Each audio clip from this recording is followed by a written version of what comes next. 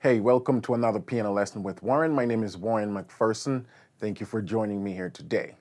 In this tutorial, I want to talk about the diminished chords with you guys. I've gotten a few questions about diminished chords and how to use them, and so I want to use this tutorial to sort of cover all the different angles of the diminished chord. What is a diminished chord and what does diminished mean? Well, diminished basically means to make smaller, to condense. So with a diminished chord, it's basically we're making that chord smaller by condensing the intervals that make up that chord. Yeah, and so that's basically what a diminished means. It's to make smaller. For example, if you take a major chord, you lower the third, and you lower the fifth, you get a diminished chord. And so all the intervals are condensed to minor thirds. This right here is a C diminished. And so if we take from C to E flat, the interval distance between these two notes is a minor third. 1, 2, 3. It's comprised of 3 half steps. Now if we take the interval from the E flat to the G flat, that interval also is a minor third. 1, 2, 3. So the two ways of how you can form a diminished chord is one, take a major chord, lower the third and the fifth a half step. And the second way is just by stacking 2 minor thirds. Once you know how to find a minor third, you just stack 2 minor thirds and you get a diminished triad. Basically, that's what a diminished triad is. The other thing you should note about diminished triads, the 7th degree of every major scale, the chord that is built on the 7th degree of every major scale will naturally be a diminished chord. So for example, we take C, the 7th degree of C. If we build a chord, we get a diminished. That's B diminished right there. If we take another scale, say A flat, major, find a 7th degree, and if we build a triad from all the notes of the A flat major scale starting on the 7th degree, we get a diminished triad. The 7th degree of every major scale. If you build a chord on that note, you will get a diminished triad. Another thing about the diminished triad as it relates to minor keys, let's take, say, C minor.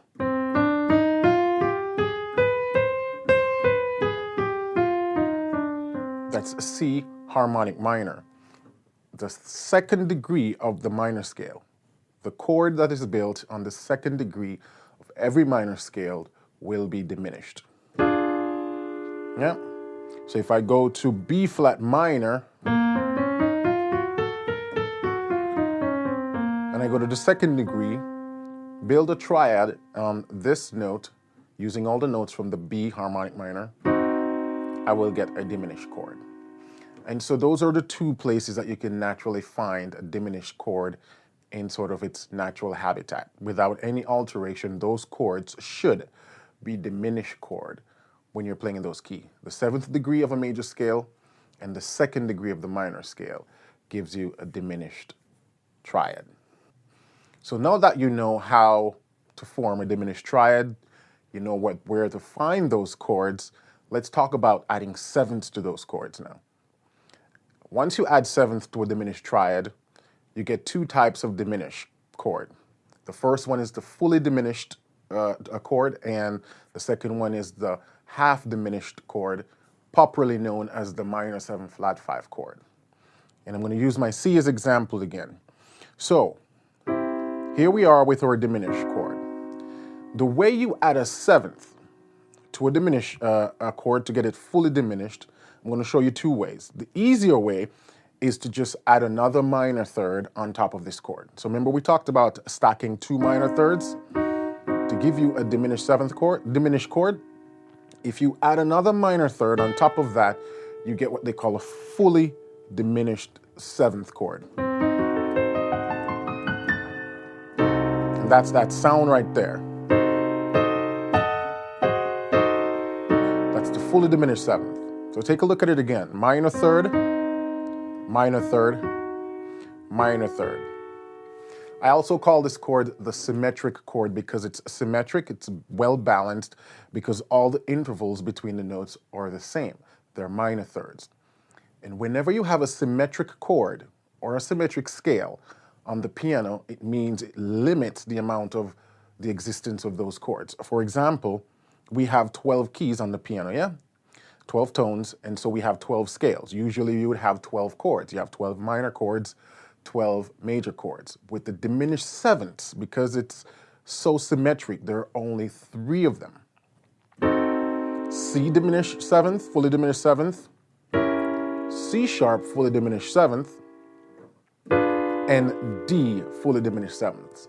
Those are the only diminished sevenths that we have in music. And the reason for that is because each diminished chord is an inversion of the other notes found in that chord. So if we go back to C, if I want to invert C diminished by just taking the C and putting it at the top, this now also becomes E flat diminished seventh, but it's also C diminished seventh. You see that? Because they share the same notes. If I invert this E flat diminished seventh by putting the E flat at the top, I get an inversion of E flat diminished seventh, but it's also G flat diminished seventh. Yeah, because it's all minor third. If I should do that inversion again, I have A diminished seventh, but it's also an inversion of C diminished seventh. It's also an inversion of E flat diminished seventh, and it's also an inversion of G flat diminished sevenths. So when I play a C diminished seventh chord, I'm also playing an inversion of E flat diminished seventh, G flat diminished seventh, and A diminished seventh. So when I play one diminished seventh chord, I'm playing 3 other diminished inversions of 3 other diminished chords. And if we go up to C sharp is also 4 diminished sevenths, basically inversions of each other. The same thing with D. So when we multiply 3 times 4, we get 12. It covers all the 12 pitches of the piano. Each of these diminished chords are inversions of 3 other diminished seventh chords. So just a side note, there are only 3 diminished seventh chords. And it's the symmetric chord. Again, how you build that chord, stack 1 minor third, 2 minor thirds, 3 minor thirds, you get a fully diminished seventh. So that's the first one.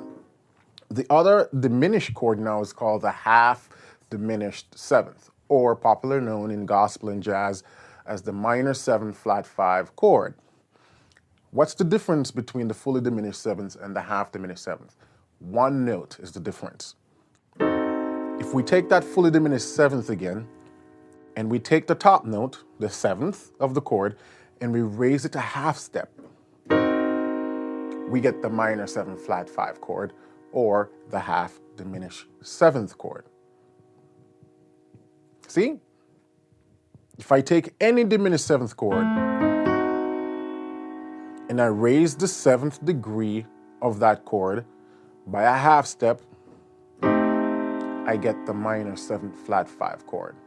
That's one of the quickest way to think about that chord. Take a fully diminished 7th, and in a fully diminished 7th chord, the top note, or the note furthest to the right, will be the 7th degree of that chord. You raise that a half step, and you get a fully diminished 7th chord, or a minor 7 flat 5 chord. That's it. Those are the 2 types of diminished 7th chords. Now that you know how to form a diminished 7th chords and how to distinguish each of them from the other, let's take a look at some of the functions of the diminished 7th chord. So the first function of the fully diminished, I'm going to start with the fully diminished 7th chord. The fully diminished 7th chord likes to resolve to a minor chord. There are cases where it resolves to a major chord, and I'll show you, but most of the time we use a diminished 7th chord as a passing chord to get to a minor. And for example, if I'm in C, and I want to get to D minor, I can use the note between C and D, which is D sharp, C sharp, D flat or C sharp, build a diminished seventh on that note, and use that as a passing chord to get to D minor. So I can do something like this. See? You get that nice resolution. I just used the C sharp diminished seventh, fully diminished, to resolve to D minor. And you can do this whenever you go into a minor chord. I'm on C, and I want to get to the 6, which is A minor. I can, yeah? And it resolves nicely. So that's one of the first places you can use a diminished seventh chord, as a passing chord going to a minor. Now, one of the few places I use a diminished seventh chord to resolve to a major chord is when I'm going from a 4 to a C, or I should say a 1 chord with the 5 in the bass. And in this case, it's going to be a C/G. To the 4, F, then I can do.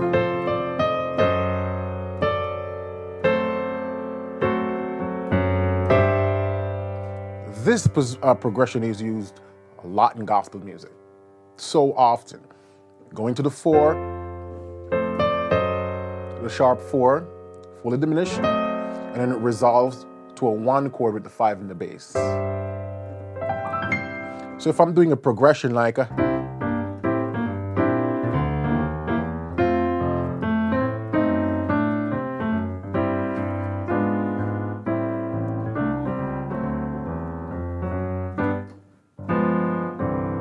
so you see I just used 2 diminished seventh chords in that progression. When I went to the 4, sharp 4, the 1 with the 5 in the bass, then the sharp 5, fully diminished again, to 6, then I did a 2, then a 5. And so that's the other place you can use a fully diminished seventh chord, going to a sharp 4, resolving that to a 1 chord with the 5 in the bass, and so on. Let's take a look now at the minor 7 flat 5 chord. A lot of the times when we're playing in a major key and we do a 2-5-1 passing chord, most of the times that 2 end up being a minor 7 flat 5 chord. So for example, a popular place that this example is used is if I want to go to a 6, yeah, C major to A minor, and I want to do sort of a 2-5 passing, I can do something like,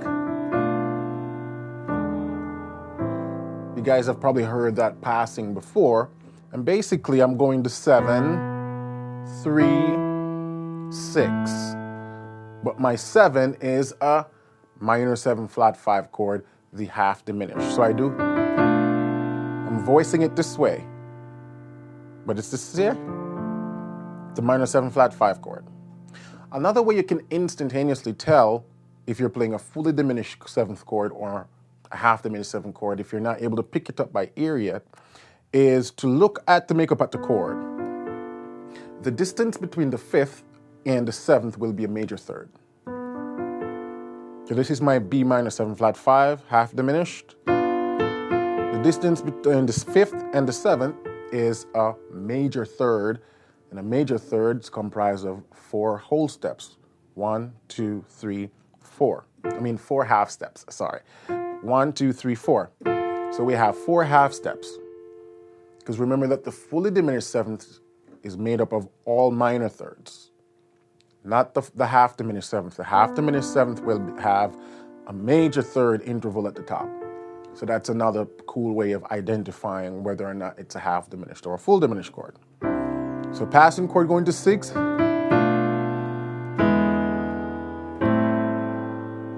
That's one place you can functionally use the half diminished chord. And this is used a lot of places. Generally, whenever you're doing a 2-5 passing, you can use a minor 7 flat 5. Another place, what if I'm going from a C to a D minor, 1 to a 2? I can do something like this.